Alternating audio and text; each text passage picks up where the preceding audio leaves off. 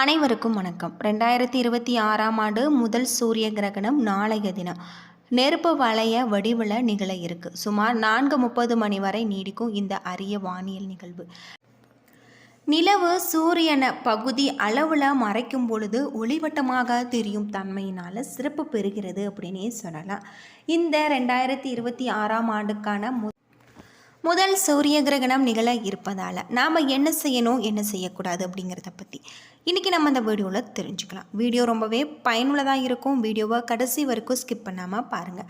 நம்ம சேனலை நீங்கள் இன்னும் சப்ஸ்கிரைப் பண்ணலைன்னா மறக்காமல் சப்ஸ்கிரைப் பண்ணிவிடுங்க. வாங்க வீடியோக்குள்ளே போகலாம்.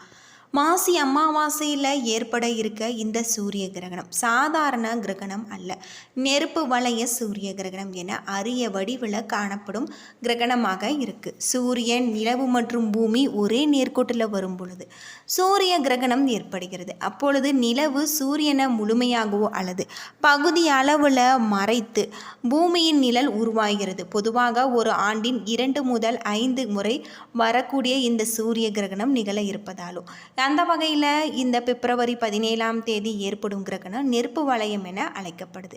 நிலவு சூரியனின் மையப்பகுதி மறைக்கும் பொழுது ஓரங்களில் மட்டுமே ஒளி வடிவமாக தெரியும். இதனால் சூரியன் முழுவதும் மறையாமல் தீ வளையம் போன்று அழகிய காட்சி வானில் தோன்றும். இந்த நிகழ்வு வானியல் ஆய்வாளர்களுக்கு மிகவும் முக்கியமானதாக இருக்குது. சூரிய கிரகணம் பிப்ரவரி 17ஆம் தேதி இந்திய நேரப்படி மதியம் 12:31 மணி என அறிவிக்கப்பட்டிருக்கு. சுமார் 4:30 நடைபெறும் இந்த நிகழ்வு அரிய நெருப்பு வளைய காட்சியின் உச்சத்தை அதிகபட்சமாக 2 நிமிடங்கள் 20 வினாடிகள் மட்டுமே காண முடியும். தென்னாப்பிரிக்கா, தென் அமெரிக்கா பகுதிகள், அண்டார்டிகா போன்ற இடங்களில் இந்த அரிய கிரகணத்தை தெளிவாகவே காண முடியும். இந்தியாவில் இந்த நெருப்பு வளைய கிரகணம் காட்சி நேரடியாக தெரியாது. அது மட்டும் இல்லாமல் சூரிய கிரகணம் நிறைவடைந்த பெற்ற பிறகு பிப்ரவரி 18ஆம் தேதி சீனாவில் புத்தாண்டு கொண்டாடப்படுவதாகவும் சொல்லப்படுது. அற்புதமான இந்த சூரிய கிரகணம் இந்தியாவில் தெரிவதாக இருக்காது அப்படின்னும் சொல்லியிருக்காங்க. சூரிய கிரகணம் என்பது சந்திரன், பூமி மற்றும் சூரியனுக்கிடையே நேர்கோட்டில் வந்து நிற்கும் பொழுது இந்த நிகழ்வு மறைக்கப்படுவதை குறிக்கக்கூடியதாக இருக்குது. இந்த நிகழ்வு அமாவாசை நாட்களில் மட்டுமே நடைபெறும். சந்திரன் சூரியனை முழுமையாக மறைத்தால் முழு சூரிய கிரகணம், ஒரு பகுதி மட்டுமே மறைத்தால் பகுதி சூரிய கிரகணம். சூரியன் வளையம் போல தெரிந்தால் அது வளைய சூரிய கிரகணம் என அழைக்கப்படுது. ஒவ்வொரு ஆண்டு தொடக்கத்தில் சூரிய கிரகணம் மற்றும் சந்திர கிரகணம் நடைபெறுவது வழக்கம். அந்த வகையில் 2026ஆம் ஆண்டுக்கான முதல் சூரிய கிரகணம் பிப்ரவரி 17ஆம் தேதி நாளைய தினம் நிகழ இருப்பதாலும் சூரியனுக்கும் பூமிக்கும் இடையில் சந்திரன் வரும் பொழுது குறிப்பிட்ட சில மணி நேரங்களில் இந்த சூரிய கிரகணம் ஏற்படும். இந்த வகையில் இந்த ஆண்டுக்கான முதல் சூரிய கிரகணம் இந்தியாவில் தோன்றுமா என்பது குறித்து நாம் தெரிந்து கொள்வதும் நல்லது. பொதுவாக சூரிய கிரகணம் அனைத்துமே அமாவாசை நாட்களில் தோன்றும். காரணம், அமாவாசையில் தான் சந்திரன் பூமிக்கும் சூரியனுக்கும் நடுவில் இருக்கும். அப்பொழுது சூரியனில் இருந்து வரக்கூடிய ஒளியை சந்திரன் மறைக்கும் வாய்ப்பு ஏற்படுகிறது. இதனால் பூமியில் இருக்கும் பொழுது சூரியன் முழுவதுமாகவோ அல்லது பகுதி அளவிலோ மறைவது போல தெரியும். இது சூரிய கிரகணம். அந்த வகையில் இந்த சூரிய கிரகணம் செவ்வாய்க்கிழமையில் நிகழ இருப்பதால் மாசி அமாவாசை தினத்தன்று வருகிறது.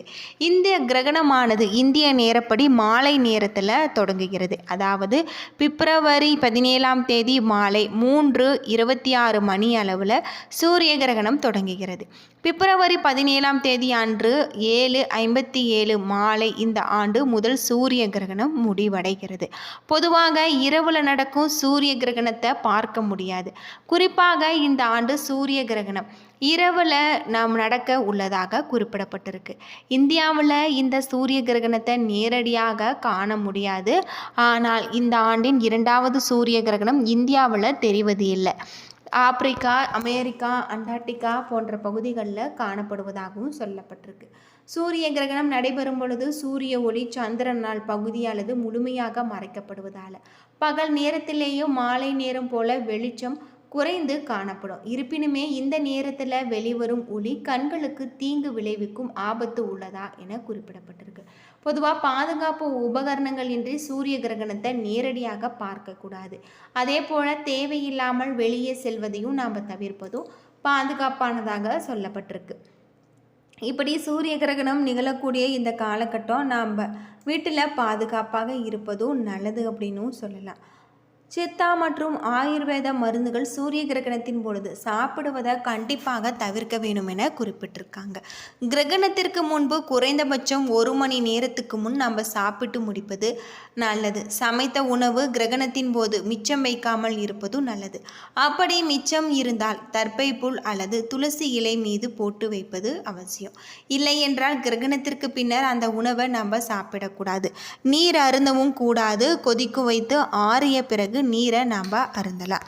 அது மட்டும் இல்லாமல் பொதுவாக சூரிய கிரகணம் என்பது வானில் நடக்கக்கூடிய ஒரு அற்புதமான நிகழ்வாக சொல்லப்படுது. இந்த சூரிய கிரகண சூரிய மண்டலத்தில் சூரியனை கோள்கள் ஒன்றாக பூமி சுற்றி வருகிறது. பூமியின் துணைக்கோளான சந்திரன் பூமியை சுற்றி வருகிறது என்பது அனைவருக்கும் அறிந்தது.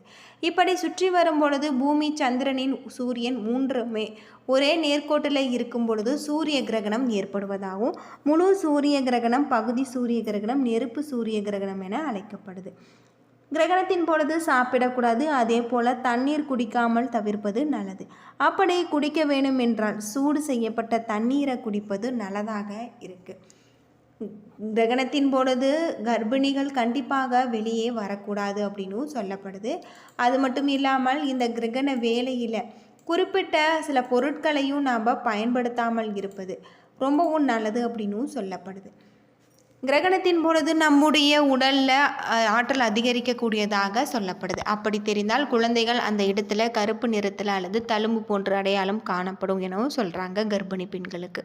சூரிய கிரகணத்தின் பொழுது குளிக்கக்கூடாது. வீட்டை சுத்தம் செய்யக்கூடாது. கிரகணம் முடிந்த பின்னரே நாம் குளிக்க வேண்டும். கிரகணத்திற்கு முன் குளித்திருந்தால் கிரகணம் முடிந்த பிறகு நாம் குளிக்க வேண்டும். அதுதான் நல்லது அப்படின்னும் சொல்லப்படுது. பொதுவாக கிரகண நிலையில் நாம் தூங்கக்கூடாது. கிரகணத்தின் போது கெட்ட விஷயம் நம்முடைய இந்த புராணங்களில் சொல்லப்பட்டிருக்கு. கிரகணத்தின் பொழுது செய்ய வேண்டிய நல்ல காரியங்கள் என்றால் அது இறைவனை நாம் துதிப்பது மட்டுமே. கிரகணத்தின் போது சாப்பிடாமல் கூடாது. உடல் நலத்திற்கு கேடு ஏற்படுமா இல்லையா என்பது தொடர்பான விவாதங்கள் முடிவில்லாமல் சென்று கொண்டிருக்கிறது. பொதுவாக கிரகணத்தின் பொழுது உணவை தவிர்க்க வேண்டும் என மருத்துவ அறிவியலில் இந்திய புராணங்களில் கூட தெரிஞ்சிருக்கு. ஒரு தடுப்பு நடவடிக்கையாக ஆபத்தான பாக்டீரியாக்களில் இருந்தும் கதிர்வீச்சுகளில் இருந்துமே உணவுப் பொருட்களை பாதுகாக்க துளசி இலைகள் அல்லது தர்பை புல்லை கொஞ்சம் போட்டு வைக்க வேண்டும். இந்த கிரகண காலத்தில் மனிதனின் உடல்நலத்திற்கு தீங்கு விளைவிக்கக்கூடிய கதிர்வீச்சுகள் வெளியாகின்றன. இந்த கதிர்வீச்சுகளை நாம் உணவை மோசமாக பாதிக்கக்கூடியதாகவும் தீங்கு விளைவிக்கும் பாக்டீரியாக்களை அழிக்கக்கூடியதாகவும் சொல்லப்பட்டிருக்கு. அந்த பாதிப்பை ஏற்படுத்தக்கூடிய உணவுகளை உட்கொள்ளும் பொழுது உடல்நல கோளாறுகள் ஏற்படலாம். பொதுவாக கிரகண வேளையில் நாம் இது போல் செய்து வருவதன் மூலம் நம்முடைய உடலும் நல்ல முறையில் இருக்கும் அப்படின்னும் சொல்லப்படுது. கிரகண வேளையில் இது போல விஷயங்களையே நம்ம தவிர்த்து வருவது நல்லது. விண்வெளி ஆராய்ச்சியாளர்கள் சூரிய கிரகணம், சந்திர கிரகணம் ஆகிய ஒரு சாதாரண வானியல் நிகழ்வு என குறிப்பிட்டிருக்காங்க. ஆனால் இந்தியாவை பொறுத்த வரையில் ஜோதிட அமைப்பில் ஒரு குறிப்பிட்ட ஒரு மனிதனை பாதிக்கக்கூடிய அல்லது நல்ல பலன்களை தரக்கூடியதான அமைப்பாக பார்க்கப்படுது. பெரும்பாலுமே கிரகங்கள் தீங்கு விளைவிக்கக்கூடியதா அப்படின்னும் சில கேள்விகள் இருக்குது அப்படின்னே சொல்லலாம். கிரகண வேளையில் நம்ம குறிப்பிட்ட சில விஷயங்களையும் செய்யாமல் இருக்கும் பொழுது நமக்கு நல்ல பல மாற்றம் ஏற்படும் அப்படின்னும் சொல்லலாம்.